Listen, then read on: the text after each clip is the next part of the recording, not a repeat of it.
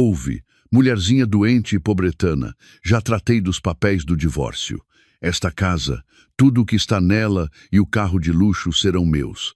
Quando tudo isto acabar, vou casar-me com a minha namorada. O meu marido gritou comigo, anunciou o divórcio e expulsou-me enquanto eu estava gravemente doente.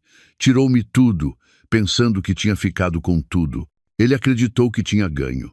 Estava redondamente enganado. Uns dias depois, seria ele a ligar-me a chorar. Antes de a história começar, por favor, deixem nos comentários de que região de Portugal são os amigos que veem esta história. Não se esqueçam de deixar um gosto e de se subscreverem para que o canal continue a crescer e possa oferecer-vos histórias mais interessantes. Carmo jazia na enorme cama que parecia fria, mas todo o seu corpo ardia como fogo. A fina camisa de noite que costumava usar em casa estava ensopada pelo suor das suas têmporas. Tinha a garganta seca e doía-lhe. Cada vez que inspirava, sentia dor. Estava há 2 dias prostrada na cama, assim indefesa. Nessa manhã, tinha pedido ao seu marido, João, que lhe comprasse antipiréticos e antibióticos, mas já era noite e o João não tinha regressado. A casa grande estava em silêncio, demasiado silenciosa. Apenas se ouvia o tic-tac do relógio de parede da sala, como se contasse o que lhe restava de paciência. Carmo tentou alcançar o copo de água que estava na mesinha de cabeceira, mas as suas mãos tremiam violentamente. O copo escapou-lhe das mãos e caiu sobre o tapete grosso, derramando a água que restava. Carmo não pôde fazer mais do que fechar os olhos, suportando o desespero. O João tinha mudado no último ano. Desde que o seu marido foi promovido a diretor de departamento na sua empresa, a sua atitude tornou-se arrogante. Chegava à casa frequentemente tarde da noite e culpava Carmo por qualquer coisa. O ponto alto foi há 3 meses, quando Carmo começou a tossir com frequência e a cansar-se facilmente. João nunca mostrou compaixão. Pelo contrário, chamava-lhe a mulher doentia. Parecia ter esquecido que Carmo era a esposa que o tinha acompanhado desde que não tinham nada, desde que viviam num pequeno apartamento arrendado na Amadora. Ouviu-se o som de um carro a entrar no pátio da frente. Carmo sentiu-se um pouco aliviada. Finalmente, o João tinha voltado. Certamente trazia os medicamentos. Carmo tentou endireitar-se, apoiando as suas costas doridas na cabeceira da cama. Esperou que o João abrisse a porta e lhe trouxesse os medicamentos. A porta principal fechou-se com um estrondo e ouviram-se passos pesados e rápidos. Não eram os passos de alguém preocupado, eram os passos de alguém zangado. A porta do quarto abriu-se bruscamente, revelando a figura imponente de João. Ainda usava a sua camisa impecável. O seu cabelo estava penteado de forma arrumada e o seu rosto era bonito, mas o olhar que dirigia a Carmo estava cheio de ódio. Nas suas mãos não havia nenhum saco de farmácia. O que trazia era uma pasta castanha grossa. João, a voz de Carmo era rouca e fraca. E os meus medicamentos? Dói-me muito a cabeça, querido. Tenho febre. João riu-se. Uma risada muito dissonante e dolorosa. Medicamentos? Trouxe algo muito melhor que medicamentos. Isto é um remédio para nós os dois. Um remédio que vai curar a minha vida, disse João. Aproximou-se e atirou a pasta castanha sobre o cobertor que cobria as pernas de Carmo. Carmo estremeceu, olhando para a pasta, confusa. O que é isto, querido? Abre. Se não queres morrer de curiosidade, respondeu João com um tom frio e cortante. Com as forças que lhe restavam, Carmo pegou na pasta. Os seus dedos trêmulos lutavam para abrir o envelope. Retirou várias folhas de papel. Na linha superior, leu as palavras: pedido de divórcio. O mundo de Carmo pareceu parar. Faltou-lhe o ar. O calor que sentia desapareceu, como se tivesse sido substituído por um frio que lhe gelava até os ossos. Olhou para João, procurando nos olhos do seu marido o mais pequeno vislumbre de dúvida, mas a única coisa que encontrou foi satisfação. Divórcio? Sussurrou Carmo, incrédula. Por que é que estás surpreendida? troçou João. Sentou-se na beira da cama, mas mantendo a distância, como se Carmo lhe desse nojo. Ouve, mulherzinha doente e pobretana. Achas que quero passar o resto da minha vida a cuidar de uma inútil como tu? Já tratei de tudo. Dei entrada com os papéis do divórcio. João levantou-se novamente e caminhou pelo quarto como se estivesse a dar um discurso. Estou farto, farto de te ver tossir todos os dias, farto de te ver deitada na cama sem forças. És um fardo na minha vida. Querido, o que é que eu fiz de mal? Tentou dizer Carmo, mas as lágrimas começaram a acumular-se nos seus olhos. A tua culpa é seres pobre. Não me podes dar nada. João apontou a volta do quarto luxuoso. Olha para tudo isto. Esta casa, todos estes móveis caros, o carro de luxo na garagem, tudo será meu. Fui eu que trabalhei arduamente por tudo isto. Está tudo em meu nome. Carmo não disse nada. Por trás do seu olhar, havia algo que João não conseguia ler. João pensou que o silêncio de Carmo era um sinal de derrota. Estás a ouvir-me? Não vais receber nem um cêntimo. Partilha de bens, nem sonhes. Não trouxeste nada para esta casa, e não vais levar nada quando saíres. Então, João disse as palavras que destroçaram o que restava do coração de Carmo. Quando isto acabar, disse ele com o rosto iluminado, vou voltar a casar com a minha namorada Valéria. Ela é muito mais saudável, muito mais bonita e, o mais importante, entende a minha posição como homem de sucesso. Ao contrário de ti. Carmo fechou os olhos. Então havia outra mulher. O nome era-lhe desconhecido, mas a dor era demasiado real. Não quero voltar a ver a tua cara nesta casa amanhã de manhã, acrescentou João com crueldade. Dou-te até ao amanhecer. Sai desta casa amanhã de manhã. Não leves nada além da roupa que trazes no teu corpo doente. João olhou para Carmo, que agora chorava em silêncio.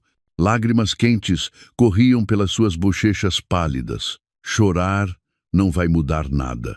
Os papéis já deram entrada. O processo será rápido. Então, João virou-se e ajeitou a camisa. Vou dormir no loft da Valéria esta noite.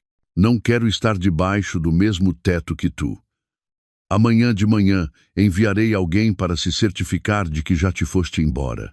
Carmo queria gritar, queria amaldiçoá-lo, mas todas as suas forças se tinham esgotado. Apenas pôde ver as costas do seu marido desaparecerem por trás da porta. A porta do quarto fechou-se com força.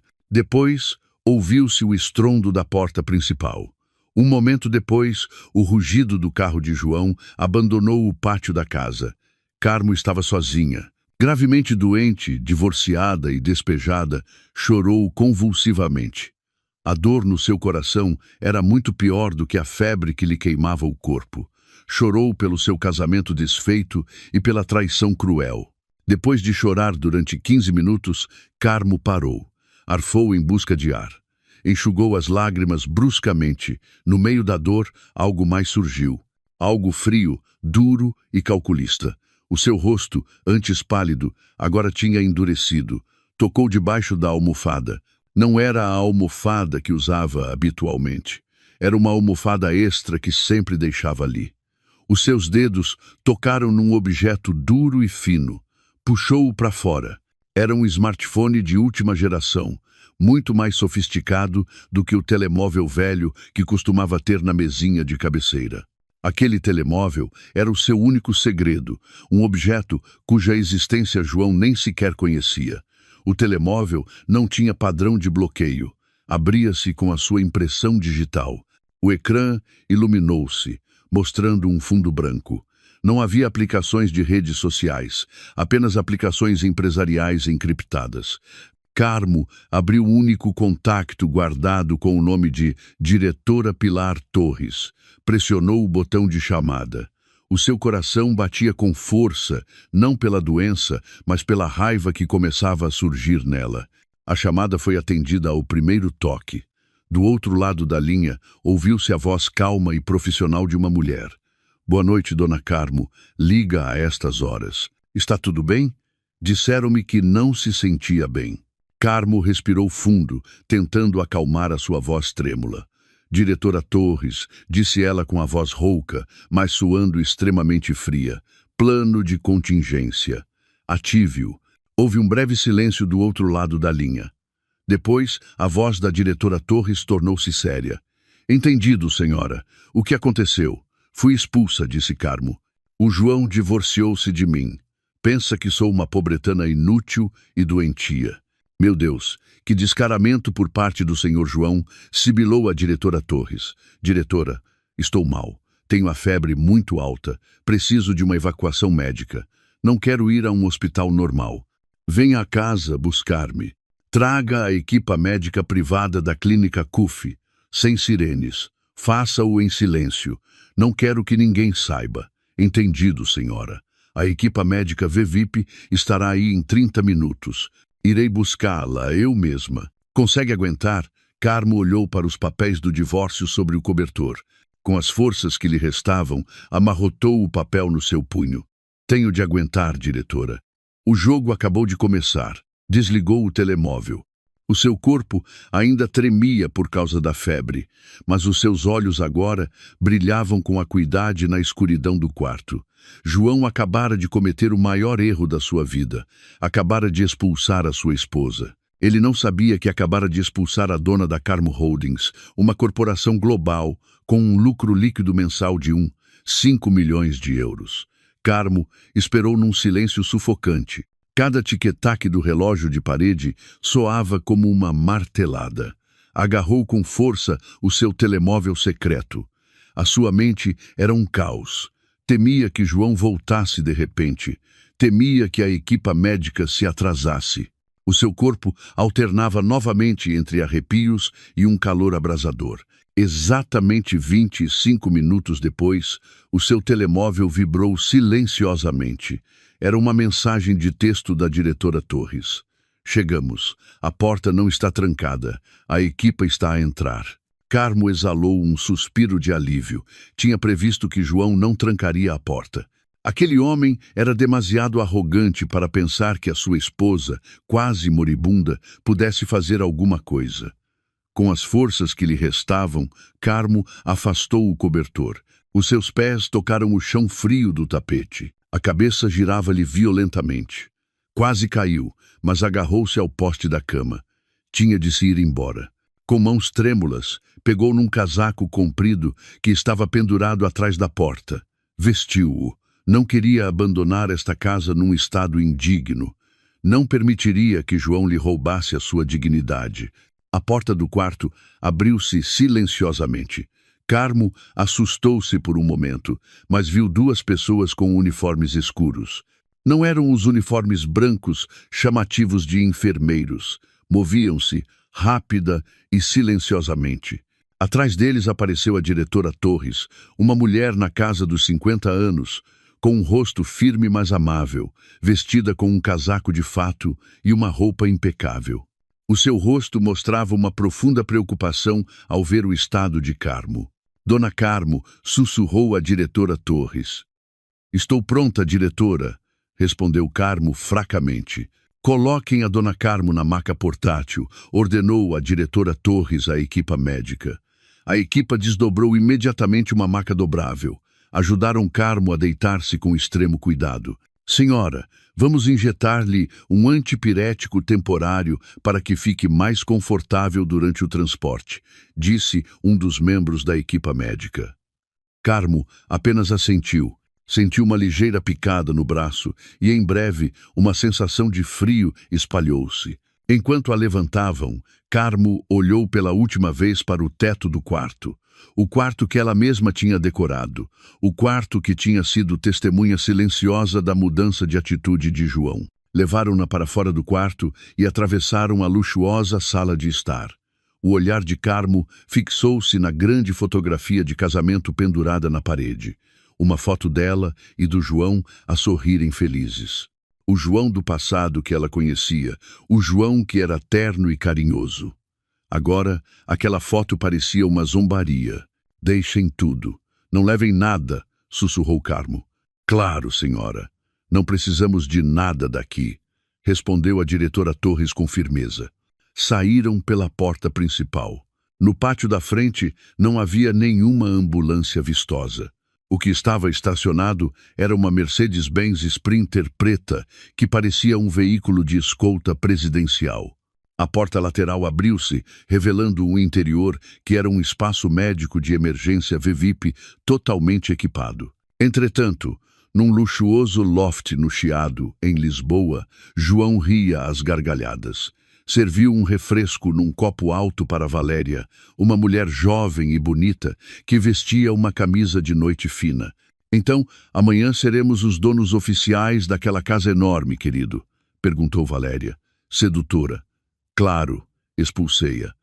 Aquela mulher doentia não se atreverá a replicar. Não tem nada. Amanhã, mando mudar todas as fechaduras. E depois de amanhã, podemos começar a remodelar o quarto, disse João enquanto abraçava Valéria. Que emoção! Finalmente, tudo isto será nosso, exclamou Valéria. João levantou o seu copo. Pela nossa New Life, brindou. O seu telemóvel antigo estava sobre a mesa, em modo de silêncio. Não queria ser incomodado por nenhuma chamada daquela mulher doentia. Dentro do veículo médico que deslizava suavemente pela noite, o estado de Carmo começou a ser tratado. Um médico que esperava dentro do veículo ligou imediatamente uma via intravenosa.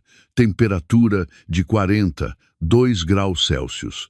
Uma infecção bastante grave, mas já estamos a atuar. Precisamos de a transferir rapidamente para o hospital para cuidados intensivos, disse o médico. A diretora Torres estava sentada numa cadeira ao lado da cama de Carmo. Observava o rosto pálido de Carmo com uma expressão preocupada. Senhora, tem de ser forte. Preparamos tudo na clínica CUF. Carmo fechou os olhos. O antipirético começava a fazer efeito, reduzindo a tontura. Os seus pensamentos derivaram para o passado. Há 5 anos, no início de todo este segredo, João tinha acabado de ser despedido do seu primeiro emprego. Esteve deprimido durante meses. Carmo, que na altura era uma simples dona de casa, tentou consolá-lo.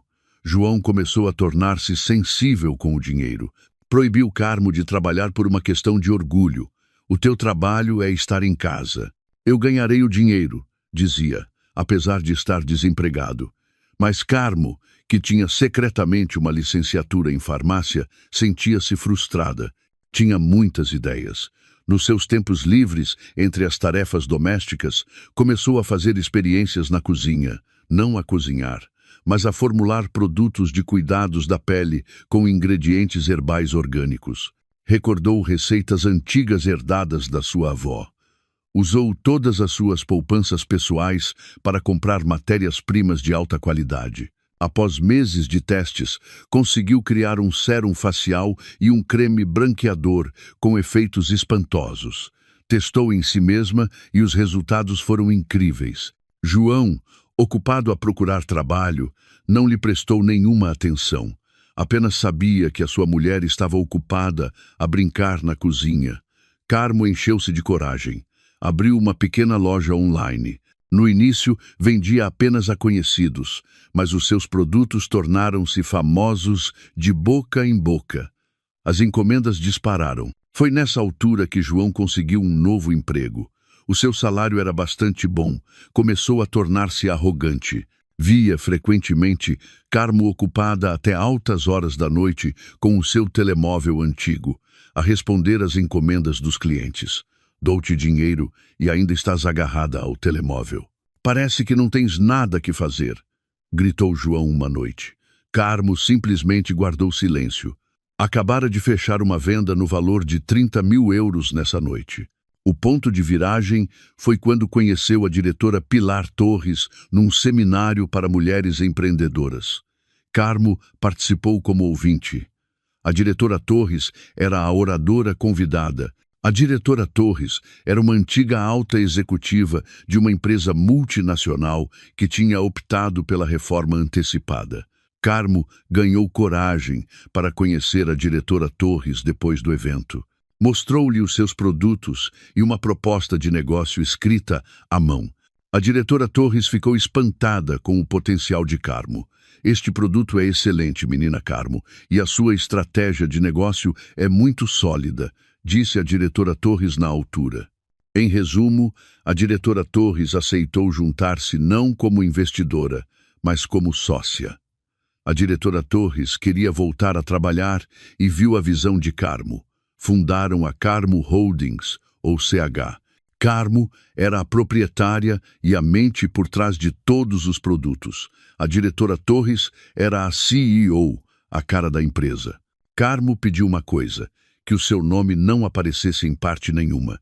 Queria continuar a ser a esposa comum de João. Ironicamente, com a ajuda da rede de contactos da diretora Torres, esperava que João, ao ter sucesso no seu novo trabalho, se tornasse um marido melhor.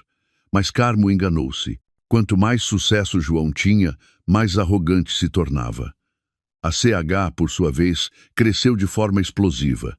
Dos cuidados da pele, expandiram-se para a moda de luxo. As roupas e acessórios de alta gama, desenhados por Carmo, tornaram-se muito populares nos mercados nacionais e internacionais. Nova York, Paris, Xangai e até Tóquio. Um lucro líquido mensal de 5 milhões de euros era um número conservador.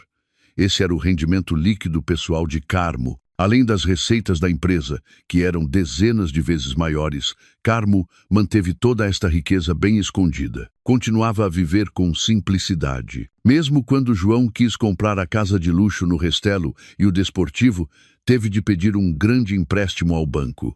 João gabava-se de ter conseguido o empréstimo graças ao seu excelente desempenho profissional. João não sabia que o seu empréstimo empresarial, que esteve à beira da falência há 1 ano, tinha sido comprado na sua totalidade, em segredo, por uma empresa de investimento, e essa empresa era uma filial da CH, a casa de luxo e o desportivo de que se orgulhava, que eram a garantia desse empréstimo, agora, legalmente, não pertenciam ao banco, mas sim à CH, ou seja, a Carmo. Carmo abriu os olhos. O veículo médico já estava a entrar na zona VIP do hospital. Diretora, chamou Carmo. A sua voz ainda era fraca, mas o seu olhar era tão afiado como o aço. Sim, dona Carmo. A diretora Torres aproximou-se. O João ficou com a casa e o carro. Disse que eram todos dele, que estavam em seu nome. A diretora Torres sorriu levemente, um sorriso significativo. Ele esqueceu-se, senhora. Quem pagou o seu empréstimo empresarial ao Millennium BCP há 1 ano, quando estava prestes a declarar falência? Carmo continuou. Esqueceu-se que a garantia desse empréstimo era essa casa e esse carro de luxo de que se gabava todos os dias.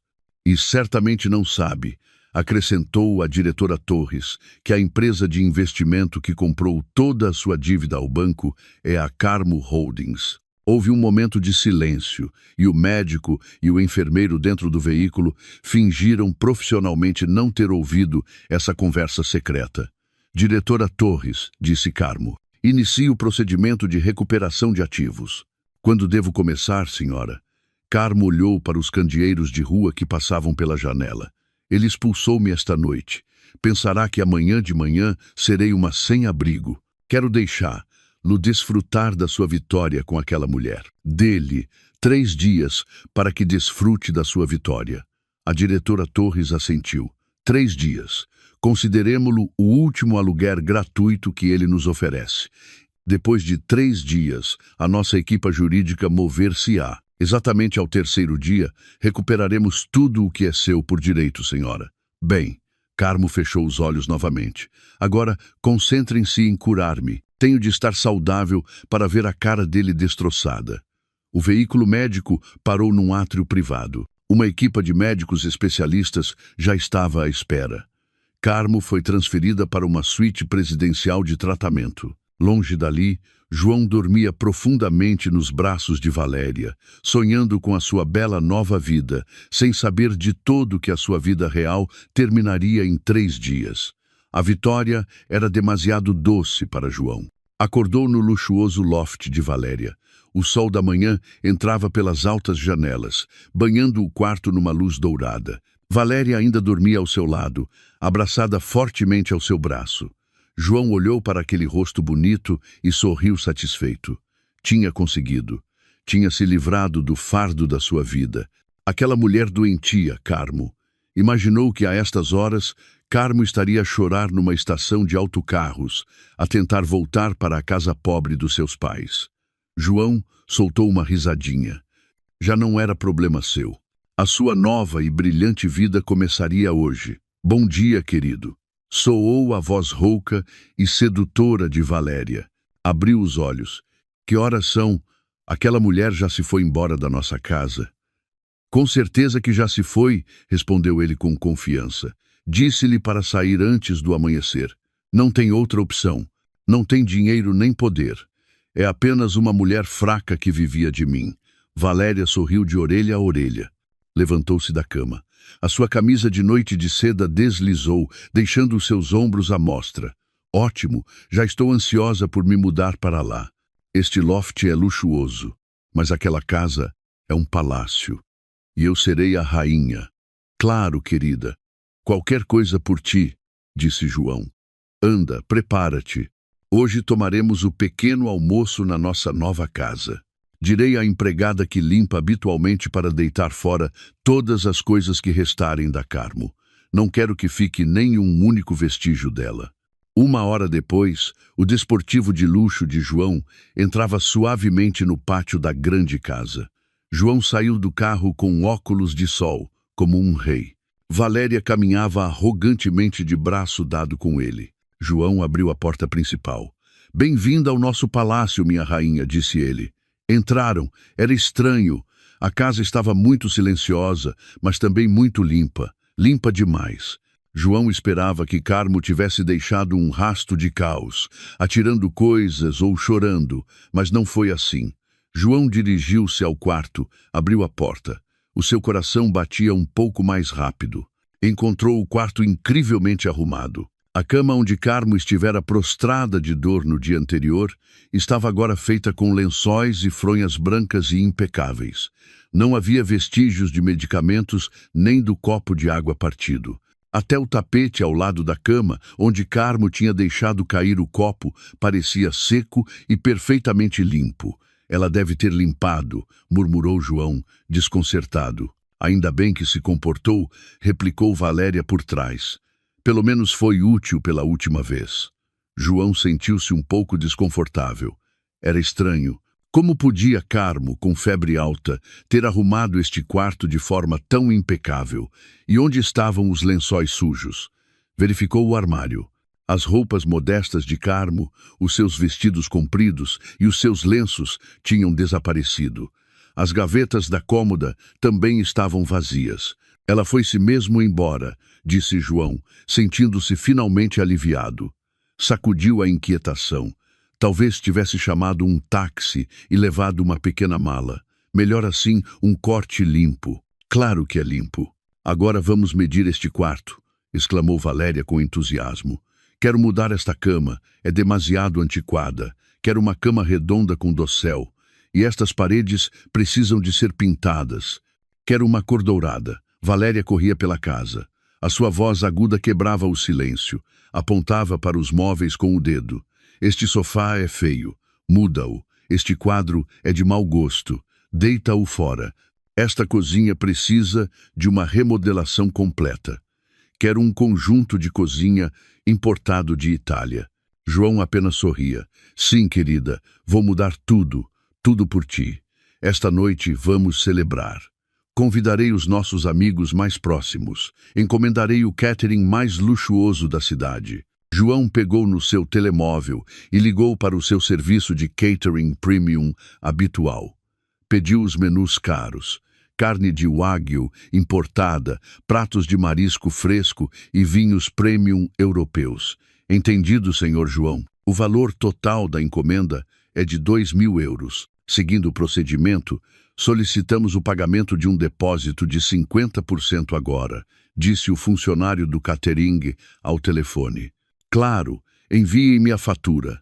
Pagarei com o meu cartão de crédito principal, disse João com arrogância. Sentou-se no sofá que Valéria tinha dito que odiava e abriu a aplicação do banco. Tentou pagar o depósito do catering de 1.000 euros, introduziu o número do cartão de crédito e pressionou o botão de pagamento.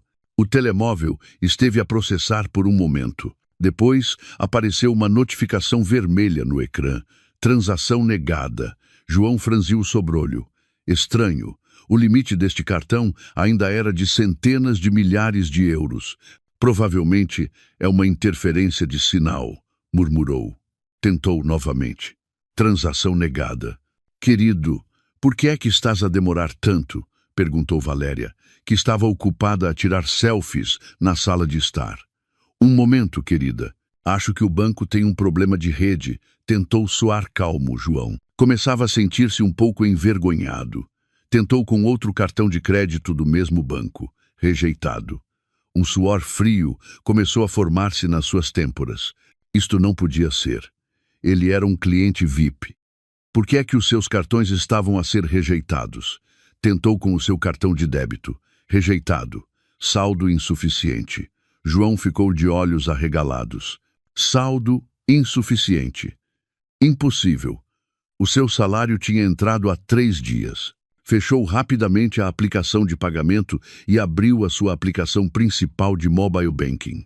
O seu coração batia com força. Introduziu a sua palavra passe. O ecrã carregou e depois apareceu uma mensagem. Acesso bloqueado. Por favor, contacte a sua agência mais próxima. O corpo de João ficou rígido. O pânico começou a espalhar-se pelo seu peito. Isto era um desastre. Não conseguia aceder à sua conta ordenado. Não conseguia usar os seus cartões de crédito. João, o homem do catering, ligou-me. Diz que o pagamento continua a ser rejeitado. Que vergonha! Gritou Valéria. O seu rosto agora estava franzido. Calma, querida, calma! João estava a entrar em pânico.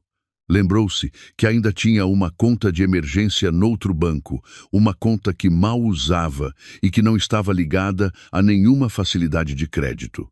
O saldo não era muito, mas provavelmente restavam alguns milhares de euros. Com mãos trêmulas, tentou pagar o depósito do catering com essa conta. Sucesso. João suspirou de alívio. Por um momento, pôde salvar as aparências à frente de Valéria. Vês? Era um problema de rede, disse João com um sorriso forçado. Já está resolvido. O catering chegará às 19 horas. Valéria animou-se novamente. Ótimo. Agora tenho de me preparar para ir ao cabeleireiro. Depois de Valéria sair, o sorriso de João desapareceu instantaneamente. O seu rosto estava pálido. Algo estava muito errado. Por que é que a sua conta principal estava bloqueada? Tinha algo a ver com a Carmo? Impossível. Aquela mulher estúpida não poderia fazer algo assim. Prometeu a si mesmo que, amanhã de manhã, ligaria para o banco e faria um escândalo. Exigiria uma compensação por esta humilhação, sem dúvida. Enquanto caminhava pela sala, reprimindo a sua ansiedade, a campainha tocou. João abriu a porta. Um estafeta uniformizado estava de pé à sua frente, segurando uma grande pasta castanha. Senhor João? Sim, sou eu. Correio registrado. Assine aqui, por favor. João assinou o aviso de recepção, fechou a porta e examinou a pasta. O remetente era uma sociedade de advogados de nome muito caro, Abreu Associados. João pensou que deviam ser os documentos de aprovação do tribunal relacionados com o seu pedido de divórcio. Abriu-a com impaciência, mas o conteúdo não era um documento do Tribunal de Família, era uma notificação judicial, uma advertência legal. Os seus olhos percorreram rapidamente as frases duras e formais. Esmo. Senhor, em nome do nosso cliente CH Holdings, notificamo-lo de que incorreu em incumprimento de contrato na sua linha de crédito empresarial. O montante total do seu capital, 4 milhões de euros, venceu. Damos-lhe um prazo de 3 dias para liquidar a totalidade da dívida. Caso não o faça, procederemos imediatamente à execução forçada dos seus ativos, a saber, uma unidade de habitação na Rua dos Carvalhos, 12, e uma unidade de carro desportivo de luxo. O copo que João segurava escapou-lhe das mãos e estilhaçou-se no luxuoso chão de mármore. O suor escorria-lhe em bica. 3 dias. 4 milhões de euros. A casa penhorada. Não, impossível, sussurrou, a tremer. Eu paguei a prestação na semana passada. Que incumprimento. E o que é a CH Holdings? A sua celebração da vitória tinha se transformado, de repente, no início de um pesadelo. Nessa noite, no meio da música e das risadas com os seus amigos e Valéria, João apenas conseguiu esboçar um sorriso falso. A sua mente era um caos. Sentia uma armadilha invisível a fechar-se lentamente à volta do seu pescoço. João não conseguiu dormir a noite inteira. Ao seu lado, Valéria dormia profundamente, exausta após a sua pequena festa, mas na mente de João, as palavras da notificação judicial davam voltas como uma cassete estragada. 4 milhões de euros, 3 dias. Execução forçada. CH Holdings. Assim que se ouviu o primeiro sinal da madrugada, João levantou-se de um salto da cama. O corpo doía-lhe e os olhos estavam vermelhos. Não tomou banho, apenas lavou o rosto e vestiu-se de qualquer maneira. Já não se importava com a sua aparência. Às 8 em ponto, assim que o banco abriu, João já conduzia o seu carro em direção à agência do seu banco principal, onde era cliente VIP. Tinha de esclarecer esta confusão. Devia ser um erro administrativo do banco. Tinha de ser. Às 8 em ponto, quando o banco acabara de abrir, João irrompeu lá para dentro. Saltou a fila dos clientes habituais e dirigiu-se diretamente ao balcão de serviços VIP. Sou o João.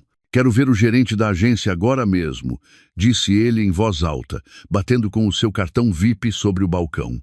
A surpreendida funcionária de serviços atendeu-o imediatamente. Indicaram a João que esperasse numa sala especial. 5 minutos depois, um gerente de contas impecável reuniu-se com ele. Não era o diretor da agência. Bom dia, senhor João. Em que posso ajudá-lo? Deixe-me de rodeios, interrompeu-o bruscamente João. Explique-me por que é que todos os meus cartões de crédito estão bloqueados, por que é que a minha conta ordenado está congelada e por que é que recebi uma notificação de incumprimento de contrato absurda. O gerente olhou calmamente para o ecrã do seu computador. Lamento o incômodo, senhor João. Permita-me verificar. Interessante. O que é interessante? Gritou João. O gerente levantou o olhar. Não fomos nós que bloqueamos as suas contas e cartões de crédito, senhor. É que o seu saldo é efetivamente 0 e o limite do seu cartão de crédito está completamente esgotado. Impossível, gritou João. O meu salário é de milhares de euros e o meu limite é de centenas de milhares. Ontem não usei nada. Correto, senhor. Mas o nosso sistema registra uma cobrança automática de emergência na sua linha de crédito empresarial ontem à noite à 00:01. Esta cobrança absorveu o saldo total da sua conta ordenado e, ao mesmo tempo, esgotou todo o limite restante de todos os seus cartões de crédito. João ficou pálido. Uma cobrança de emergência? Por ordem de quem? O gerente voltou a olhar para o ecrã. Não por nossa ordem, senhor. É uma ordem do novo proprietário da sua linha de crédito. Novo proprietário? Segundo os nossos dados, o empréstimo empresarial de 4 milhões de euros que o senhor tinha com o nosso banco foi vendido há 6 meses a uma empresa de capital de risco chamada CH Holdings.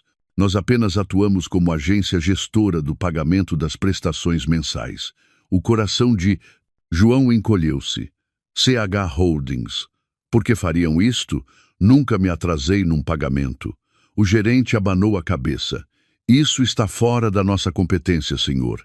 Segundo a notificação que recebemos ontem à noite da CH Holdings, o senhor foi declarado em incumprimento de contrato, de acordo com o acordo de venda do empréstimo. Quando ocorre um incumprimento, a CH Holdings tem o direito de retirar fundos forçosamente das suas contas como penalização inicial por atraso. E parece que foi exatamente isso que fizeram. João ficou sem forças, agarrou-se à beira da secretária. Como? Como posso estar em incumprimento? Não conhecemos os detalhes, senhor. Certamente estarão explicados na notificação judicial que recebeu. Terá de falar diretamente com a CH Holdings ou com os seus advogados, disse o gerente com um tom inexpressivo, como se estivesse a falar do tempo. João saiu do banco a cambalear. O céu parecia girar e o suor empapava a sua camisa. Sentou-se no seu desportivo. O carro que seria penhorado em 3 dias. As suas mãos tremiam violentamente. CH Holdings, esse nome de novo. Tirou o seu telemóvel e procurou por CH Holdings na internet. O que apareceu foi uma corporação gigante, Carmo Holdings, um conglomerado que operava nos setores da moda de luxo, cuidados da pele globais e imobiliário. O seu logótipo estava por todo lado. João já o tinha visto antes, mas nunca lhe tinha prestado atenção. Por quê? Por que é que uma empresa tão grande compraria a minha dívida miserável? Murmurou, desesperado. Então, lembrou-se do nome da sociedade de advogados, da notificação, Abreu Associados. Reunindo a coragem que lhe restava, ligou para o número de telefone que constava no documento. Bom dia, sou o João. Recebi uma notificação judicial em nome da CH Holdings. Isto deve ser um erro. Nunca entrei em incumprimento. A voz do outro lado da linha era calma e fria. Não há nenhum erro, senhor João. O nosso cliente está a atuar em conformidade com a lei. O senhor violou a cláusula 11, a linha B, do contrato de empréstimo que assinou. Cláusula 11, a linha B? O que é isso?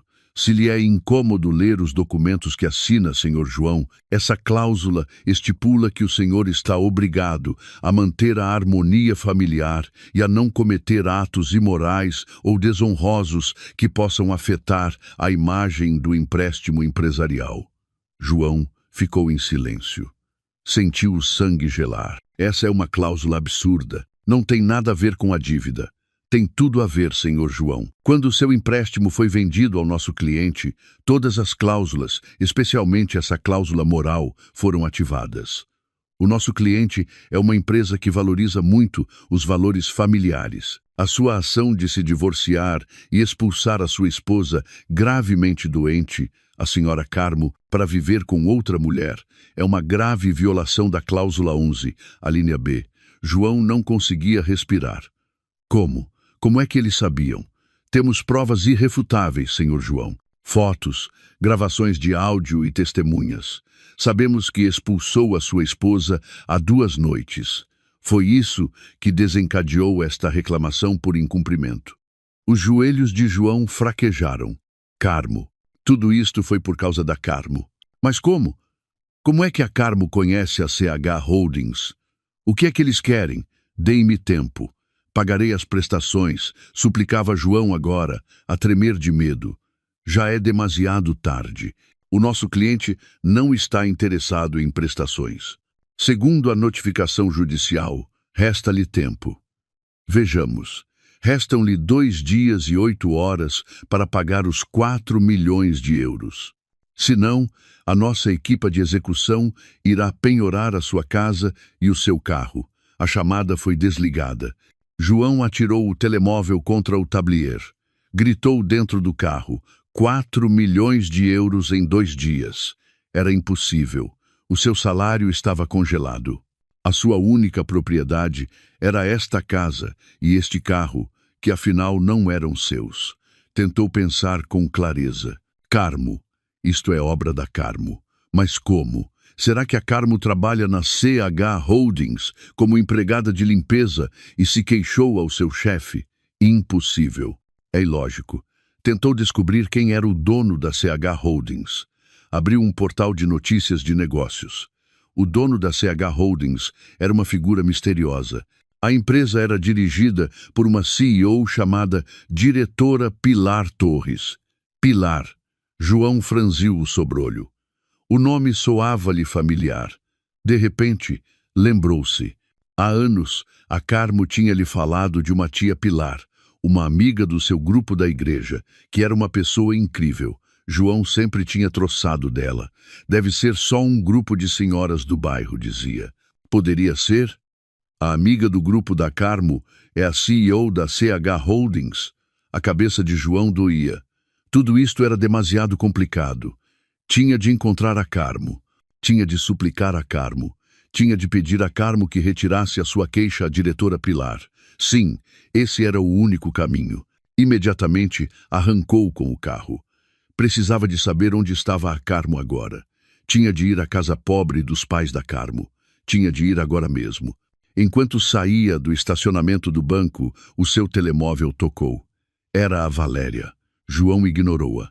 Valéria continuou a ligar. Irritado, João atendeu. Que? Onde estás, querido? Por que é que estás a gritar? Vem depressa. O cartão de crédito que me deste esta manhã também foi rejeitado no cabeleireiro. Estou a morrer de vergonha. Tu tens mesmo dinheiro? João bateu no volante. Mais problemas. Tenho uma emergência. Paga tu primeiro com o teu dinheiro. O quê? O meu dinheiro. Impossível. Transfere-me dinheiro agora mesmo. Eu disse-te que tenho uma emergência. João desligou bruscamente. No cabeleireiro, Valéria ficou atônita a olhar para o seu telemóvel. Era a primeira vez que o João lhe gritava. Começou a sentir que algo estava errado. O homem rico de que se gabava, de repente, tinha problemas com todos os seus cartões. A suspeita começou a crescer na sua mente. João já não se preocupava com a Valéria. Pisou o acelerador do seu desportivo. Tinha de encontrar a Carmo. Teria de se ajoelhar aos pés da Carmo, se fosse necessário. Não sabia que a Carmo que procurava estava a recuperar da sua doença, sentada na cadeira do seu escritório no último andar do edifício da CH Holdings, a supervisionar cada um dos movimentos de pânico de João através dos relatórios da sua equipa jurídica. João não podia escapar. O segundo dia foi um inferno. A sua viagem à casa dos pais da Carmo terminou em vão. A casa dos pais da Carmo era pequena e modesta, como ele esperava. Mas os pais da Carmo, embora parecessem pobres, olharam-no com uma mistura de ódio e pena. A Carmo não está aqui. Não sabemos onde está a nossa filha. Expulsaste a minha filha quando ela estava doente, não foi? Perguntou o pai de Carmo. A sua voz tremia de raiva contida. E agora vens procurá-la. Desaparece daqui. Não voltes a pôr os pés nesta casa. João regressou à cidade de mãos a abanar. O pouco dinheiro que lhe restava na sua conta de emergência foi gasto em gasolina para a viagem de ida e volta. Nessa noite, ele e a Valéria tiveram uma grande discussão. Valéria queria saber o que se estava a passar. À beira do abismo, João finalmente confessou. Disse que tinha um problema administrativo e que as suas contas estavam temporariamente congeladas. Valéria não era tola. Viu a notificação judicial sobre a mesa. 3 dias, 4 milhões de euros. Penhora. Estás na ruína, João, gritou Valéria, histérica. É temporário, vou resolver isto. Tudo isto é culpa da Carmo, gritou João frustrado. Não me importa de quem é a culpa, não quero viver com um pobre. Nessa noite dormiram na cama fria e luxuosa, de costas voltadas. João não conseguiu pregar olho. A contagem decrescente na sua cabeça continuava a correr. Amanhã era o 3º dia. A manhã do 3º dia foi a mais assustadora da vida de João. O sol nasceu, mas parecia o fim do mundo. 9 horas da manhã. Enquanto ele e a Valéria tomavam o pequeno almoço num silêncio incômodo, a campainha tocou. João e Valéria olharam um para o outro. Os seus rostos estavam pálidos. João abanou a cabeça. Não abras. Finge que não estamos. A campainha voltou a tocar, desta vez com mais insistência, acompanhada de fortes batidas na porta. Senhor João, sabemos que está aí dentro. Somos a equipa de execução da Sociedade de Advogados Abreu Associados. O coração de João parou. Valéria começou a chorar de medo. O que vamos fazer, João? O que vamos fazer? Soluçou Valéria. João, aterrorizado, correu para a porta das traseiras. Pensou em escapar pelo jardim, mas quando abriu a porta da cozinha, 2 seguranças corpulentos já lá estavam de pé. Permaneça lá dentro, senhor. disseram eles com firmeza. João estava cercado. Voltou para a sala de estar. Quando a equipa de advogados conseguiu abrir a porta com a ajuda de um serralheiro que tinham trazido, um homem com um fato impecável entrou, segurando uma pasta. Atrás dele, vários agentes de execução traziam autocolantes de selagem. Senhor João, o seu tempo terminou exatamente após 3 dias, disse o advogado com voz fria. Por ordem judicial, iniciaremos o procedimento de penhora forçada desta casa e de todos os bens que contém para saldar a dívida não paga do nosso cliente, CH Holdings. Não, por favor, deem-me tempo. João ajoelhou-se. A sua arrogância desapareceu num instante. Pagarei, prometo. Apenas dei-me mais uma semana. O advogado abanou a cabeça. Foi-lhe dado tempo mais do que suficiente. A nossa equipa começará o seu trabalho agora. Só pode levar os seus objetos pessoais que traz vestidos. Tem 15 minutos para abandonar voluntariamente esta propriedade. 15 minutos, gritou Valéria. Nesse momento, Valéria percebeu a realidade. Olhou para João, que estava ajoelhado no chão, a chorar como uma criança. O homem que ela acreditava ser um rei, agora não passava de um pedinte. O rosto de Valéria endureceu. Não queria afundar-se com ele. Sem dizer uma palavra, Valéria correu para o seu quarto. Um João desconcertado gritou: Valéria, onde vais? Ajuda-me. Os agentes de execução começaram a entrar. Não se importavam com o drama. Começaram a colocar autocolantes de penhora da CH Holdings na televisão de ecrã plano, no sofá de luxo, nos quadros caros.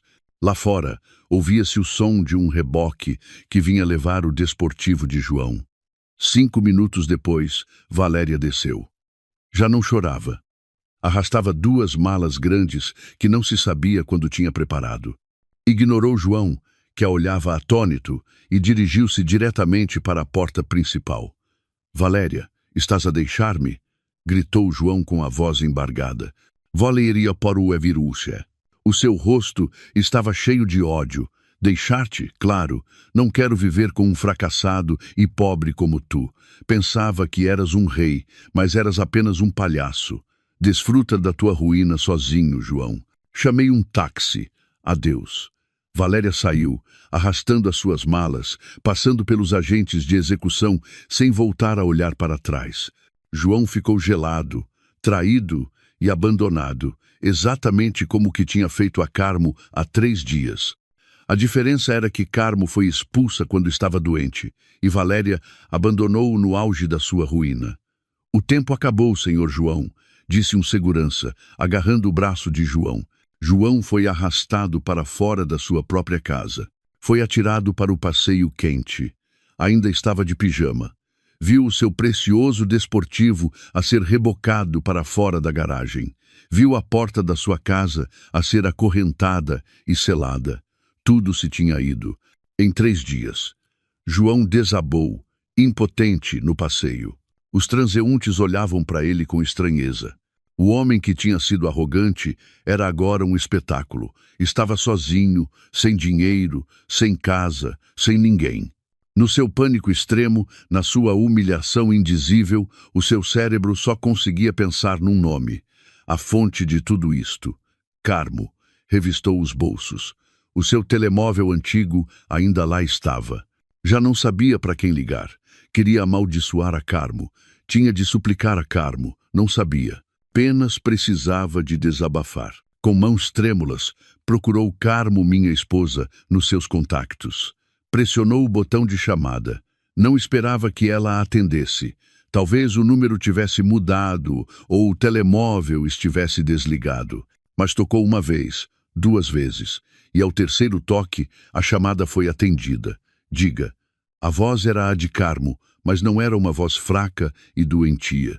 Era a voz calma, clara e fria de uma mulher. João, que ia zangar-se, de repente sentiu-se muito pequeno. Chorou. O seu choro simplesmente explodiu. Era o choro de um perdedor. Carmo! Gritou histericamente. Carmo, ajuda-me, por favor. Carmo, não sei o que aconteceu. Penhoraram a nossa casa, levaram o carro, expulsaram-me. Estou na rua. Carmo, Por que é que isto aconteceu?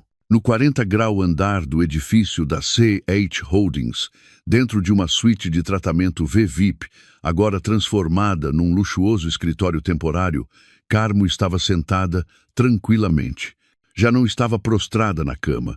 Estava saudável, enérgica e muito digna. Um lenço de cetim esmeralda emoldurava agora o seu rosto, que parecia determinado. À sua frente, a diretora Torres e vários chefes de departamento estavam numa reunião. O telemóvel antigo, que Carmo tinha pedido à diretora Torres que trouxesse de casa, vibrou sobre a mesa. O nome João piscou no ecrã. A reunião parou. Todos os olhares se dirigiram a Carmo. Carmo levantou uma mão, pedindo a todos que guardassem silêncio. Olhou para a diretora Torres e sorriu levemente. Pressionou o botão do altifalante para que todos na sala pudessem ouvir. O choro histérico de João encheu imediatamente a sala. Carmo, ajuda-me, por favor. Carmo, não sei o que aconteceu. Penhoraram a nossa casa, levaram o carro, expulsaram-me. Estou na rua, Carmo. Por que é que isto aconteceu? Carmo esperou que João terminasse de chorar. Fez um gesto aos outros para que permanecessem em silêncio. O silêncio da sala contrastava com a voz de pânico de João no telemóvel. Depois de João soluçar, Carmo aproximou os lábios do microfone. Respondeu com uma voz calma e forte, uma voz que João nunca tinha ouvido antes. Desculpe, quem fala? Houve silêncio do outro lado da linha. O soluço de João parou de repente. O quê? O quê? Sou eu, Carmo. O João, o teu marido. Ah, senhor João, disse Carmo com um tom indiferente, como se falasse com um estranho. Acho que há um mal-entendido. Primeiro, o senhor já não é meu marido. Os meus papéis do divórcio deram entrada esta manhã. Segundo, nossa casa, há 3 dias, o senhor deixou bem claro que era a sua casa. Não foi? João ficou sem fôlego. Tinha a garganta seca.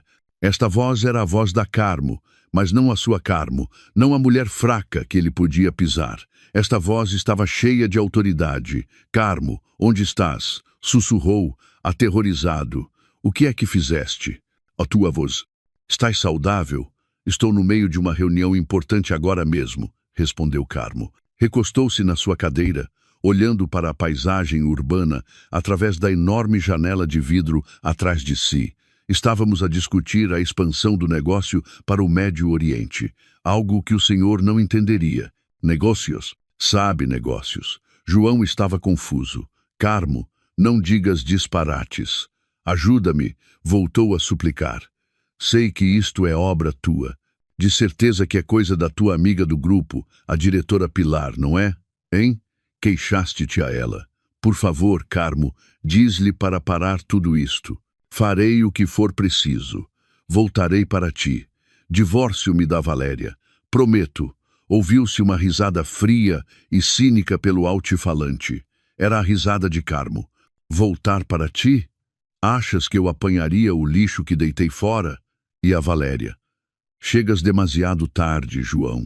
Ela deixou-te há 1 hora, assim que a equipa de execução chegou. A minha equipa de advogados acabou de me informar. João sentiu como se lhe tivessem despejado um balde de água fria pela cabeça. A Carmo sabia de tudo. Estava a ver tudo. Quem és tu? Sussurrou João com puro terror. Agora os pelos da sua nuca eriçavam-se. Quem diabo és tu, Carmo? Carmo sorriu. Queres mesmo saber, João? Durante todos os anos que viveste comigo, insultaste-me, chamando-me de mulher doentia e pobretana que só brincava com o telemóvel. Nunca me perguntaste o que eu fazia realmente com o meu telemóvel. O que queres dizer? Carmo fez um sinal à diretora Torres. A diretora Torres assumiu a palavra. Olá, senhor João. Está a falar com o Conselho de Administração da Carmo Holdings. João reconheceu a voz calma da chamada da notificação. Diretora, por que é que tem o telemóvel da Carmo? Que relação tem com a minha esposa? Carmo recuperou o telemóvel. Ela não é minha amiga, João. É o meu braço direito. A CEO que dirige a empresa por mim. Silêncio. João lutava para processar essa informação. Perguntaste quem sou, continuou Carmo. Aproximou-se da janela, olhando para a rua lá embaixo, onde João poderia estar sentado como um pedinte. Ligaste para o número da tua esposa pobre que abandonaste, mas permite-me que me apresente oficialmente. A voz de Carmo ressoou agora com plena autoridade. Olá, João. Estás a falar com a Carmo, a única proprietária, fundadora e presidente da Carmo Holdings, a empresa com um lucro líquido mensal de 5 milhões de euros que acabou de recuperar todos os seus ativos de ti. O telemóvel escorregou das mãos de João, caiu no passeio com um baque surdo. O próprio João ficou congelado, com os olhos esbugalhados de terror, a olhar para o asfalto quente. Deixou de respirar. O seu mundo não só se tinha feito em pedaços, tinha desaparecido. João desabou no passeio sujo, petrificado. O seu telemóvel jazia ao seu lado. O ecrã estava partido, mas a chamada continuava ligada. Podia ouvir a respiração calma de Carmo do outro lado da linha, um marcado contraste com os batimentos frenéticos do seu próprio coração. Não, impossível, sussurrou João, recusando-se a acreditar, com a voz embargada. Isto deve ser um pesadelo. Carmo, estás a mentir, não estás? Tudo isto é mentira. A voz de Carmo voltou a soar, fria e impassível. Não tenho tempo para mentiras, João. Estou ocupada, mas como hoje é o dia da tua ruína, concedo-te um pouco do meu tempo. Houve um momento de silêncio. João continuava atordoado, a olhar para o asfalto sob os seus pés. Levanta a cabeça, João, ordenou Carmo. Olha para o outro lado da rua, um pouco à tua esquerda. Lentamente, como um robô avariado, João levantou a cabeça.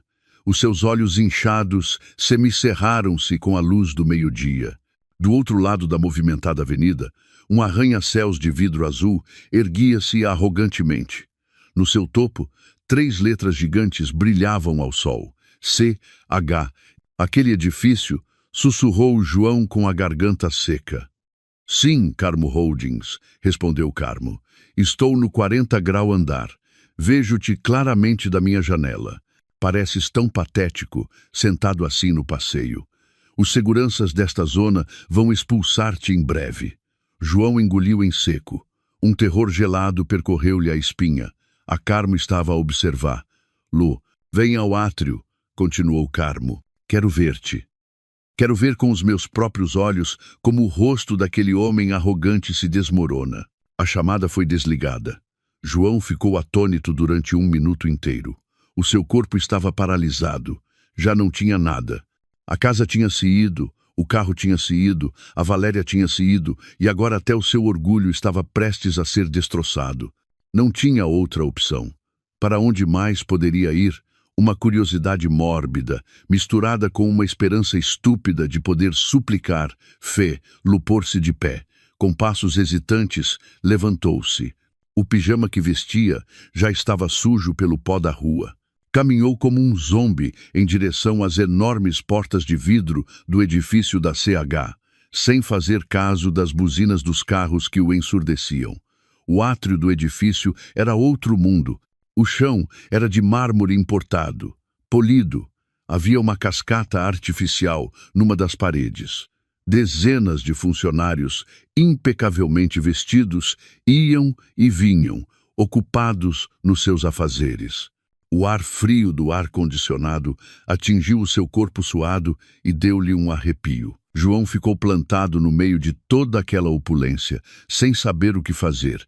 Era como uma mancha numa tela branca. Uma bonita recepcionista olhou para ele com uma mistura de nojo e suspeita. Desculpe, senhor. Posso ajudá-lo? Perguntou a recepcionista. A sua voz era claramente hostil. Gaguejou João. Vim ver a Carmo, a senhora Carmo. A recepcionista ergueu uma sobrancelha. Senhora Carmo? Refere-se à nossa presidente? Tem uma marcação? Não, mas ela pediu-me para vir aqui. Diga-lhe que é o João. Lamento, senhor. Não pode entrar sem uma marcação. A recepcionista já tinha o telefone na mão, claramente prestes a chamar a segurança. Deixem-no passar. Uma voz firme interrompeu a recepcionista. João virou-se. A diretora Pilar Torres estava ali, flanqueada por 2 seguranças corpulentos. O rosto da diretora Torres estava calmo, mas os seus olhos olhavam para João com desdém. Então, tu és o João. João reconheceu a mulher, a amiga do grupo da Carmo, a tia Pilar. Permita-me que o corrija, senhor João, disse a diretora Torres com frieza. Não sou a amiga do grupo dela, sou a sua CEO. Agora, siga-me. A presidente Carmo está à sua espera. João foi conduzido através do átrio, sem oferecer resistência. Agora, todos os olhares estavam postos nele. Um homem desalinhado com um pijama sujo, a caminhar flanqueado pela CEO e pelos seguranças. Começaram a ouvir-se murmúrios. João queria tapar o rosto, mas já não lhe restava orgulho. Não o levaram ao elevador principal. A diretora Torres deteve-o na zona de espera VIP, no centro do átrio. Espere aqui, a presidente Carmo vai descer. João ficou rígido. O seu coração batia tão forte que lhe doía. Sentia-se como um acusado à espera da sua sentença de morte. Cada segundo parecia uma hora. De repente, ouviu-se um suave dingue do elevador privado no final do átrio. Imediatamente, toda a atividade no átrio cessou. Os funcionários que momentos antes estavam ocupados, a recepcionista, até os seguranças da porta principal, pararam as suas ações. Puseram-se direitos a olhar para o elevador. Alguns fizeram uma ligeira vênia. As portas do elevador VIP abriram-se.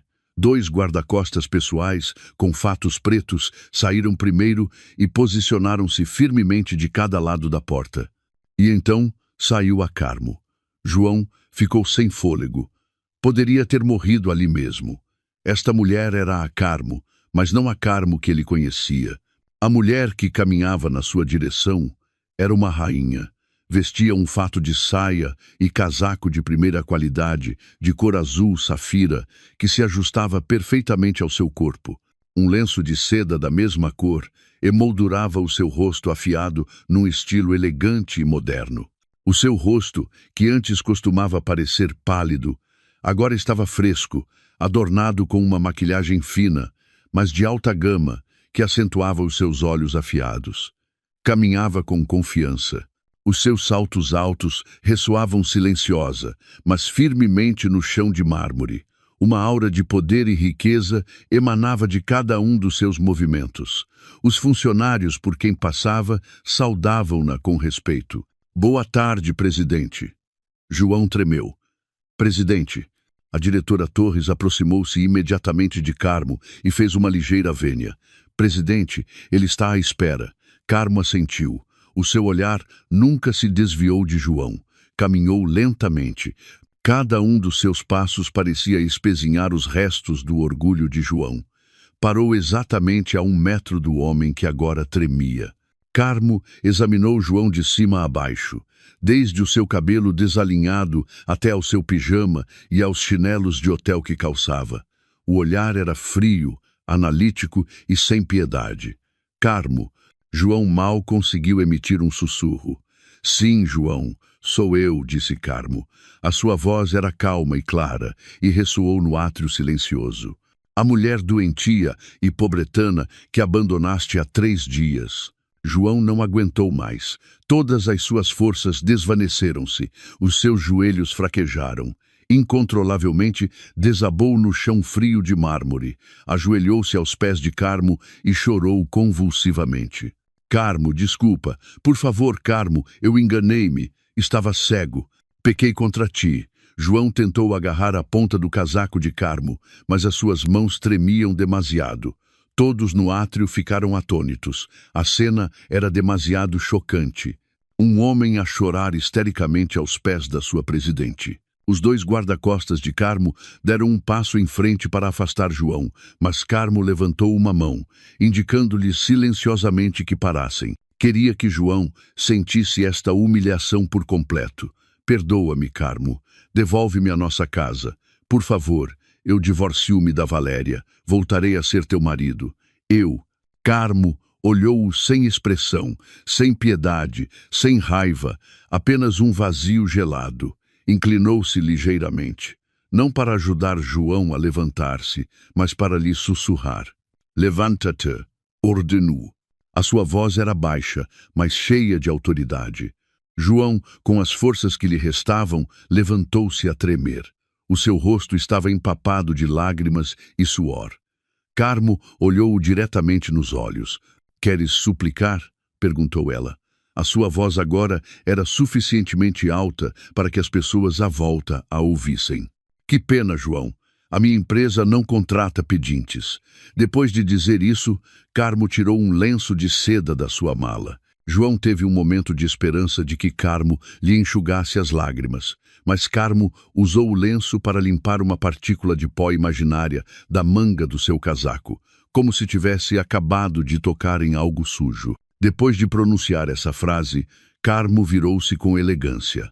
Caminhou de volta para o elevador VVIP. Diretora Torres, trate dele, disse ela sem olhar para trás. Dele, uma última lição. Entendido, presidente. As portas do elevador fecharam-se. Carmo desapareceu da sua vista. João ficou pregado no sítio, destroçado. A humilhação pública que acabara de receber da mulher que considerava lixo era 1000 vezes mais dolorosa do que perder a sua casa e o seu carro. A diretora Torres aproximou-se dele. Venha, senhor João, vamos acabar com isto. Há algo que a presidente Carmo quer que veja. O que mais me vão tirar? Gritou João, desesperado. Não tirar, disse a diretora Torres, mas fazer-lo entender o quão estúpido foi todo este tempo. João foi arrastado por 2 seguranças, desta vez para uma luxuosa sala de reuniões no mezanino. João foi atirado para uma cadeira dentro da fria sala de reuniões. A grande janela de vidro da sala dava para o átrio, permitindo-lhe ver o átrio e ser visto a partir dele. À sua frente, a diretora Torres sentou-se tranquilamente, acompanhada por 2 homens de fato impecável, que João tinha a certeza de que eram advogados. João apenas conseguiu baixar a cabeça e olhar para o chão de mármore. Já tinha perdido. Já não tinha nada. Senhor João, começou a diretora Torres. A sua voz era calma, como a de uma professora prestes a dar uma lição a um aluno tolo. Ainda está confuso sobre como a esposa que considerava inútil, pobre e doentia, a senhora Carmo, pôde ser a dona de tudo isto. João não disse nada, não tinha forças para responder. A diretora Torres pressionou um botão na mesa. Um grande ecrã de projeção desceu do teto e as luzes da sala atenuaram-se ligeiramente. O ecrã iluminou-se, mostrando um grande título: Relatório Empresarial e Financeiro da Carmo Holdings, CH. Bem, comecemos a lição, senhor João. Voltemos a há 5 anos, disse a diretora Torres. Começaram a aparecer gráficos, contas de resultados, balanços financeiros, números de milhares de milhões que faziam os olhos de João doer. Há 5 anos, o senhor tinha acabado de ser despedido do seu primeiro emprego. Estava deprimido, zangado e culpava o mundo inteiro. Enquanto o senhor estava ocupado a procurar um novo emprego e a lamentar o seu destino, a sua esposa, que julgava ser apenas uma dona de casa, começou a trabalhar na cozinha. João levantou ligeiramente a cabeça. Não a cozinhar para si, continuou a diretora Torres, como se pudesse ler-lhe o pensamento. Estava a formular produtos de cuidados da pele com receitas de ervas da sua herança familiar. Quando o senhor troçava dela, por estar agarrada ao telemóvel até altas horas da noite, na realidade estava a responder a centenas de encomendas dos seus primeiros clientes. Quando o senhor finalmente conseguiu um novo emprego e começou a tornar-se arrogante, ela estava a alugar em segredo um escritório para um pequeno espaço de produção.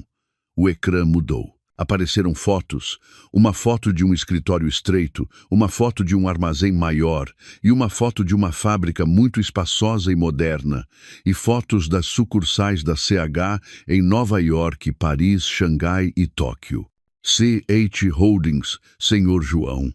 É Carmo Holdings. Carmo é o nome da sua esposa. Esta empresa, este edifício, tudo o que vê é dela, 100%. João tremia violentamente. Mas como? Os fundos. O dinheiro.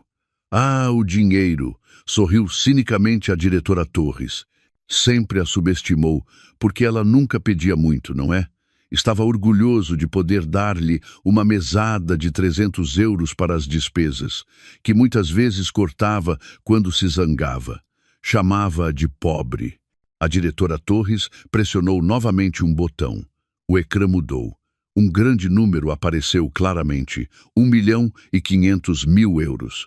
1,5 milhão de euros, enfatizou a diretora Torres cada palavra. Este é o rendimento líquido mensal pessoal da senhora Carmo, que entrava numa conta em seu nome, da qual o senhor não fazia a mínima ideia. Um rendimento muito maior do que o salário do diretor da sua empresa, a mulher que o senhor insultou e expulsou por ser pobre.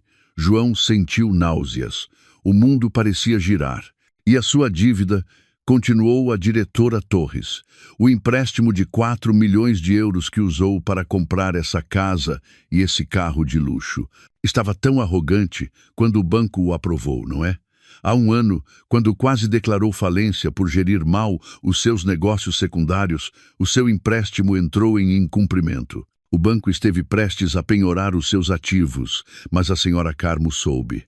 Através de mim, a C&G Holdings comprou toda a sua dívida ao banco. Nós saudamo-la. João ficou de olhos arregalados. Então, essa casa e esse carro já eram propriedade da CH Holdings há um ano, senhor João. A senhora Carmo salvou-lhe as aparências, permitiu-lhe continuar a viver lá, permitiu-lhe continuar a gabar-se do seu suposto sucesso. Ainda tentava respeitá-lo como seu marido. Esperava que mudasse. As lágrimas de João voltaram a brotar. Não lágrimas de arrependimento, mas lágrimas pela sua infinita estupidez. Tinha expulsado a sua salvadora. Ela sabia que eu a estava a enganar, sussurrou João, aterrorizado. Claro que sabia, disse a diretora Torres. Sabia de tudo. Um dos advogados falou agora. E agora, senhor João, vejamos as provas. O ecrã mudou de novo. Desta vez não eram gráficos financeiros, eram gravações de vídeo. João viu a sua própria sala de estar. Viu-se a si mesmo a abraçar ternamente a Valéria no sofá. A data no canto inferior direito do vídeo mostrava que foi há 6 meses, quando a Carmo teve de ir a uma reunião do seu grupo. O vídeo mudou para o seu quarto. João viu a Valéria a experimentar as roupas e os lenços de Carmo, a rir e a atirar, luz para o chão. E João estava lá, a rir com ela. E o último vídeo, o mais letal.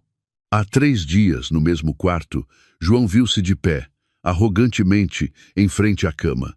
Viu a Carmo deitada, fracamente. Ouviu a sua própria voz cheia de ódio a ressoar naquela sala de reuniões. Ouve, mulherzinha doente e pobretana. Já tratei dos papéis do divórcio. Sai desta casa amanhã de manhã. Basta! Gritou João, tapando o rosto com ambas as mãos. Parem, por favor, parem. O ecrã ficou preto. A sala voltou a estar em silêncio. Câmaras ocultas, disse o advogado calmamente, instaladas há um ano pela senhora Carmo, quando começou a suspeitar que o senhor tinha outra mulher. João estava destroçado. As provas eram irrefutáveis, não podia negar. A Carmo, ela vai meter-me na prisão? Perguntou João, desesperado. Inicialmente, esse era o plano, disse a diretora Torres. Tínhamos preparado acusações por violência doméstica verbal, abandono e adultério, suficiente para que apodrecesse na prisão durante alguns anos. João tremeu de medo. Mas, continuou a diretora Torres, a senhora Carmo mudou de ideias. A prisão é demasiado confortável para si. Ela quer que sinta algo pior do que a prisão, uma vida de humilhação. A diretora Torres pôs uma pasta fina à frente de João. Esta é a petição de divórcio oficial da senhora Carmo. Nela, também há um pedido de indemnização por danos morais. João abriu-a com mãos trêmulas. A senhora Carmo não pede a partilha de bens. Não quer levar o seu dinheiro sujo. Apenas recuperou a casa e o carro que são dela. Mas o senhor ainda tem de pagar pelas suas ações. João ficou de olhos esbugalhados de terror ao ver o valor no pedido. 400.000 euros! 400.000 euros! gritou ele. Não tenho dinheiro. Levaram-me tudo. Claro que não. Sorriu friamente a diretora Torres. Mas ainda tem o seu trabalho, não é? Ah, quase me esquecia. O sorriso da diretora Torres alargou-se. Últimas notícias. Senhor João, há 1 hora, a CH Holdings acabou de completar a aquisição de 70% das ações da empresa onde trabalha. E como nova acionista maioritária, a primeira ordem do dia da presidente Carmo é uma reorganização da direção. A sua carta de despedimento foi assinada. Está oficialmente despedido. Este foi o último prego no caixão de João. Tinha perdido tudo: casa, carro, esposa, poupanças e agora o seu trabalho, a fonte do seu orgulho. Vocês são uns demônios, gritou João com a voz embargada. Apenas fazemos justiça, disse a diretora Torres. E sobre essa dívida de 400 mil euros, a senhora Carmo é muito amável. Sabe que nunca poderá pagar. Lá por isso, dá-lhe uma opção. A diretora Torres deslizou outra folha de papel para a frente de João. Assine esta declaração. Admita todas as suas ações, o seu adultério, a sua violência doméstica verbal e o seu abandono. Se admitir que errou, a dívida será perdoada. João olhou para a confissão. Era o último que lhe restava de orgulho. Para que precisam disto? Apenas uma garantia, disse o advogado, para que não ande por aí a inventar histórias falsas. João não tinha outra opção. Despedido, falido e sem abrigo. Com mãos trêmulas, pegou na caneta que lhe ofereceram. Assinou o documento que confessava os seus pecados. Acabou, disse a diretora Torres, recolhendo rapidamente os papéis. Nesse momento, a porta da sala de reuniões abriu-se. Carmo entrou novamente. Parou em frente a João, que agora estava abatido, com a cabeça baixa. Divorciaste-te de mim, João? Perguntou Carmo em voz baixa. Atiraste-me esses papéis do divórcio à cara quando eu estava doente. Carmo tirou a mesma pasta que João tinha atirado para sua cama. A diretora Torres tinha aguardado. Diante dos olhos de João, Carmo rasgou lentamente o pedido de divórcio que João tinha apresentado. Os pedaços de papel rasgado caíram sobre o colo de João. Eu é que me divórcio de ti, disse Carmo com frieza, e vou certificar-me de que não levas nenhum cêntimo. Olhou para João uma última vez. Agora, fora do meu edifício.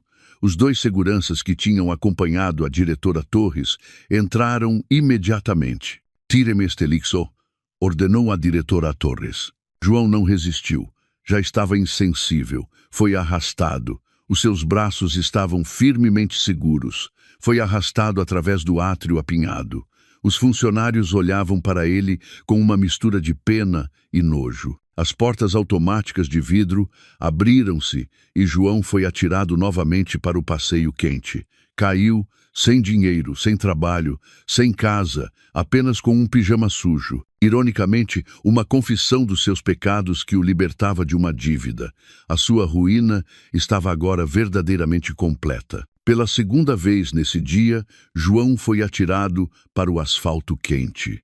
As portas de vidro do edifício da CH fecharam-se atrás dele, separando-o do mundo luxuoso que acabara de descobrir que pertencia a Carmo.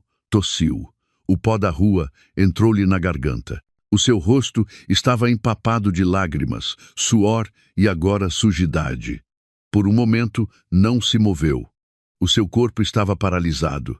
O seu cérebro já não conseguia processar a ruína que tinha ocorrido de forma tão perfeita e rápida. Despedido, falido, abandonado pela sua amante e humilhado publicamente pela esposa que considerava lixo. A confissão dos seus pecados que tinha assinado parecia uma sentença de morte. Os transeuntes olhavam para ele com estranheza. Um homem com um pijama, sujo a chorar em frente ao átrio de um edifício de luxo. Um segurança do edifício estava agora à porta, a observá-lo com um olhar agudo, certificando-se de que não tentava voltar a entrar. João tinha de se ir embora. Não podia ficar ali sentado para sempre. Com as forças que lhe restavam, levantou-se. Os joelhos tremiam-lhe. Começou a caminhar sem rumo. Para onde ir? Não tinha casa. Revistou os bolsos vazios. O seu telemóvel partido tinha ficado no átrio quando o arrastaram. Agora, realmente não tinha nada além da roupa que vestia. O estômago roncou-lhe. Tinha fome. A última vez que comeu foi o tenso pequeno almoço com a Valéria. Fazia horas. O sol começava a pôr-se a oeste. O ar era quente e sufocante. Lembrou-se dos seus amigos, os seus amigos de festa. Poderia pedir-lhes dinheiro emprestado.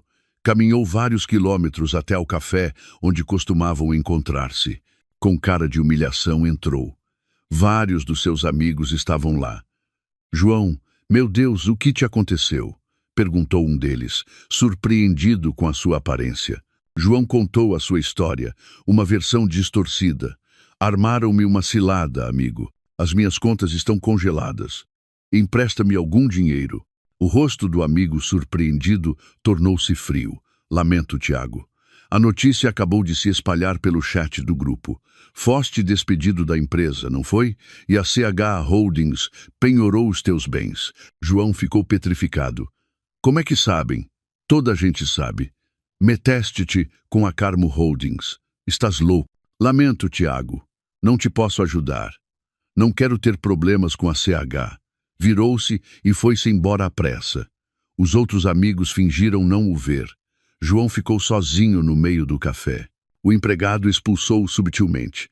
Voltou para a rua, humilhado. Agora era um pária. Ninguém se atrevia a tocar-lhe por medo da sombra de Carmo. A noite caiu. João estava faminto. Enroscou-se para dormir em frente a uma loja fechada, usando os braços como almofada, a tremer de frio. O zumbido dos mosquitos e o cheiro dos esgotos acompanharam-no no seu sono. Este era o seu karma instantâneo. Entretanto, noutra parte da cidade, Valéria estava em pânico. Tinha conseguido escapar da casa de João com 2 malas cheias de roupas e malas de marca. Alugou temporariamente um quarto barato num motel. Entrou em contato com outros homens ricos da sua lista de contactos. Tinha de encontrar rapidamente um substituto para o João. Olá, senhor Almeida. Sou a Valéria.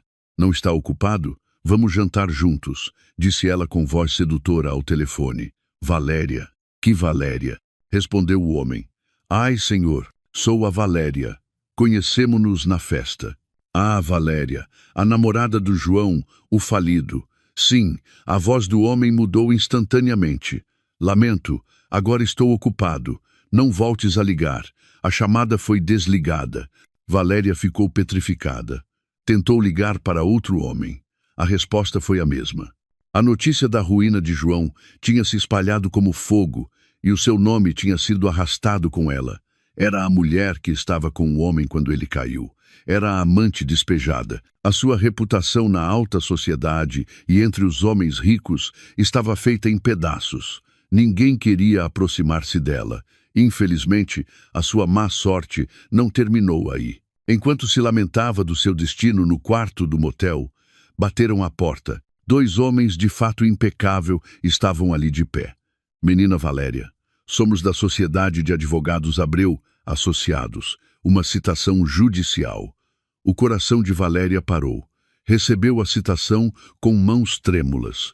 A Carmo tinha-a processado. As acusações eram adultério, difamação e destruição de propriedade privada. Carmo exigia uma indemnização de 1 milhão de euros. 1 milhão de euros, gritou histericamente. Não tinha esse dinheiro. Todas as suas malas e roupas tinham-lhe sido dadas pelo João. Os dias seguintes foram um pesadelo para os 2 vilões. Valéria ficou sem dinheiro. Não podia pagar a um advogado. Começou a vender as suas malas de marca, uma a preços de saldo para sobreviver e pagar o quarto do motel. João, depois de 3 dias de fome e a dormir na rua, finalmente engoliu o seu orgulho. Tinha de comer.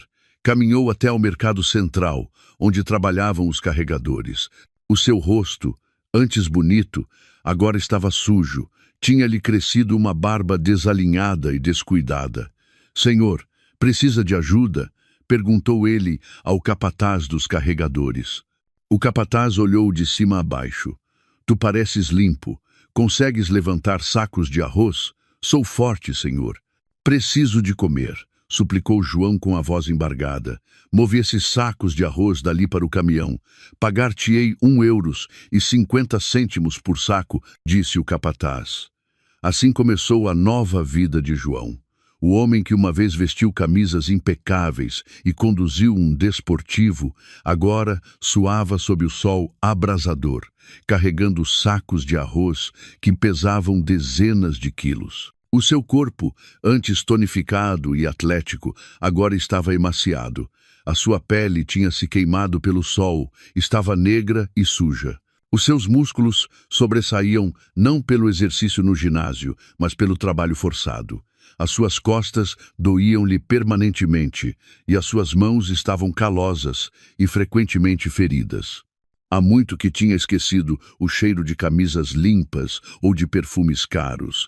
Apenas conhecia o cheiro do suor, do lixo do mercado e do tabaco barato. O que aconteceu a Valéria? João já não se importava.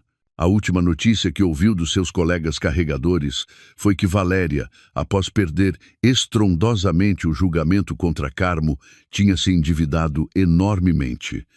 Para sobreviver, tornou-se empregada de mesa num bar de alterne. Rumores diziam que tinha sido apanhada numa rusga há umas semanas. O seu destino foi muito pior do que a simples pobreza. Foi destruída. João não sentiu pena, não sentiu nada. O seu coração já estava morto. Trabalhava como uma máquina. Levantar um saco, receber, comprar arroz e dormir. Esse era o único ciclo da sua vida. Nessa tarde, após 12 horas de trabalho ininterrupto, João recebeu o seu jornal. 55 € em notas amarrotadas. Saiu do mercado, arrastando as suas pernas doridas. Parou em frente ao seu posto de comida habitual. Um prato de arroz com acompanhamento para levar, senhora. Com o saco de comida na mão, caminhou até um grande cruzamento. Sentou-se no passeio sujo, apoiando-se no poste de um semáforo. Abriu o saco de comida para o seu único jantar do dia. Do outro lado da rua, um ecrã de vídeo gigante na parede de um edifício alto iluminou-se de repente. Mostrava a emissão em direto de um programa de notícias de negócios. João parou de levar o arroz à boca. A sua colher de plástico parou no ar. Naquele ecrã gigante estava o rosto de Carmo. Era uma transmissão em direto do evento de lançamento global da CH dessa manhã. O rosto muito limpo, calmo e digno de Carmo enchia o ecrã de dezenas de metros de altura. Um jornalista estrangeiro fez uma pergunta em inglês que foi traduzida no ecrã. Presidente Carmo, a senhora é atualmente uma das mulheres mais ricas e influentes da Europa. Qual é o segredo do seu sucesso? João susteve a respiração. Viu Carmo sorrir levemente. Não há nenhum segredo, respondeu Carmo. A sua voz ouviu-se claramente em todo o cruzamento. Simplesmente nunca deixei de trabalhar. Nunca deixei de acreditar nas minhas capacidades, mesmo quando a pessoa mais próxima de mim me subestimava e me chamava inútil. O saco de comida escorregou das mãos de João. O arroz e o acompanhamento espalharam-se pelo passeio sujo, mas João não se importou. Os seus olhos estavam fixos no ecrã.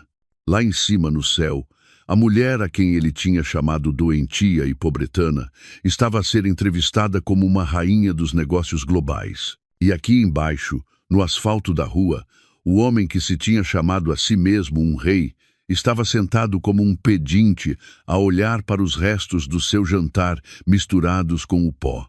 João baixou a cabeça profundamente. Não chorou, simplesmente riu-se.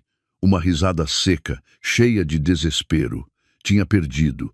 Não só tinha perdido a sua fortuna, não só tinha perdido a sua posição, tinha perdido tudo. A mulher que tinha abandonado agora tinha o mundo, e ele não tinha nada, nem sequer o orgulho para apanhar o arroz que tinha caído. O karma tinha cumprido a sua missão.